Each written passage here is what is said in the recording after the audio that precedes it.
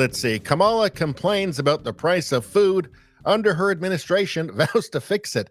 Yeah, it didn't occur to her that when she says food is that your bread is twice as expensive as it was before the pandemic, that people might say, well, it's kind of your fault, though, right? Kind of your fault. Presumptive Democratic nominee Kamala Harris held a rally in a rally North Carolina on Friday, where she unveiled her economic plans for a possible Harris-led White House and complained about the prices of food under the Biden-Harris administration. I think it's just that they do assume that everybody's stupid, or that enough people are stupid that it doesn't matter. I've said it every week here, I don't know, for the last month or something. Like they could have just put in a canned ham, and the basement for the canned ham would be like 45% of the vote, maybe 44%, right? It really doesn't matter. Harris is an empty vessel, obviously. She might as well be a canned ham, right? They just say, well, great team. I love the canned ham. I mean, what else explains it? I mean, the carelessness, right? I mean, is this carelessness? Is it stupidity? I mean, it was her administration. But again, there's a large percentage of the population that doesn't care. It's weird. She said, we all know prices went up during the pandemic. I can't do her voice. We all know prices went up during the pandemic when the supply chain shut down and failed, but our supply chains have now improved and prices are still too high. A loaf of bread costs 50% more today than it did before the pandemic. Ground beef is up almost 50%. Yeah, I wonder if it has anything to do with printing all that money. I wonder if that, or maybe it's energy costs. Maybe it has something to do with that as well, huh? No, it's greed apparently. Spoken like a good commie. Harris, who has been in the White House as Biden's vice president, said that many of the big food companies are seeing their highest profits in 2 decades, while many grocery chains pass along these savings. Others still aren't. Well, I think they have a habit of pretending that the inflation doesn't exist for the producers, just for everybody else. Like the inflation, like if inflation goes up 10% and then you get a 10% raise, and you've never made that much before in actual dollars, right? Are you being paid? Are you seeing like your highest wages ever? Not really, because you're just keeping par with inflation. You don't actually have more buying power, right?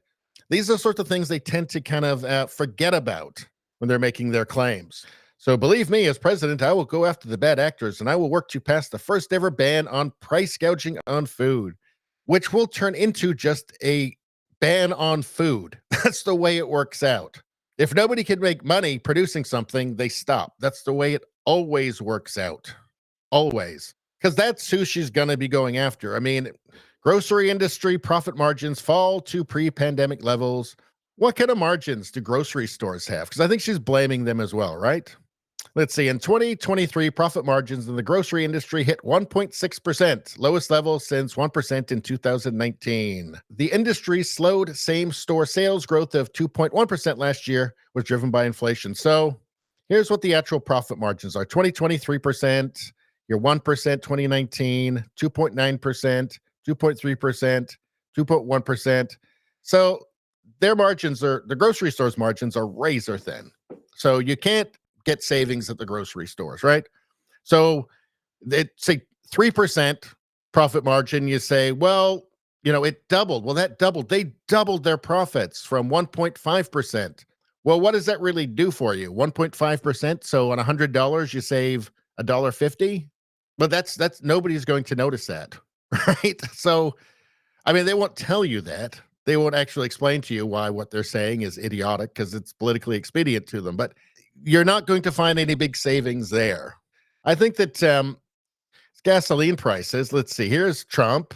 There's Trump. Here Biden comes in, spiked. I wonder if that has anything to do with the inflation and higher prices, because this affects every part, every link in the chain of production. To grow the food, to harvest the food takes energy. To ship it, to be processed, that costs money. And of course, running the facilities costs more money because of higher energy prices. Then shipping it to packaging, again, getting it to the grocery stores. Like, these are the reasons. Printing up trillions of dollars These are the real reasons. It's not greed. All that this is going to do, all of her plans to put on what are essentially just price caps on things are going to make it worse. It just means that those things will stop being produced and then nobody will have them. And then you'll only be able to get them on the black market. So what does that create? It creates black markets and shortages. That's it. Everybody knows that, but it doesn't matter because she assumes enough people are stupid enough to just go with it. I think the ultimate goal is bread lines where you line up all day long, and when you get to the end of it, there's no food left. There's no bread. Bread lines are a good thing, Bernie Sanders said. What a fucking idiot. No offense, but it sounds like some fucking commie gobbledygook. God damn it. G-Flood says Kroger's profit margin is at 1.43%. Yeah, it's razor thin. It's the same in Canada as well. When they complain about, in Canada, they did a lot. The Trudeau and Jagmeet Singh, the Liberal and the NDP leaders, both commies, as far as I can tell. They're complaining about grocery stores. They decided to blame grocery stores. It's idiotic. If you do that, you have no place being prime minister. I mean, he has no place being prime minister for just a plethora, for an infinite number of reasons. But that is just so straight up stupid. Rumbum says, Canada taxes everything. Christ, they tax the air here now and call it the carbon tax. Yeah. But the carbon tax affects everything. Everything. Rosie says, how do grocers stay in business? 1%, 2%. As a business owner, I say that is crazy. They have a lot of tricks. They do contracts for they settle on prices for a year in advance and hope that it ends up being cheaper.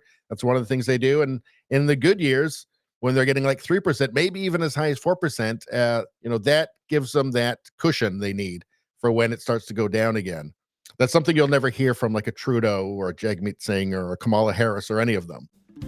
Anyway, that's all I'm going to say about that. Please like, share, and subscribe. Subscribing really helps me out. I thank you for that. I will see you next time.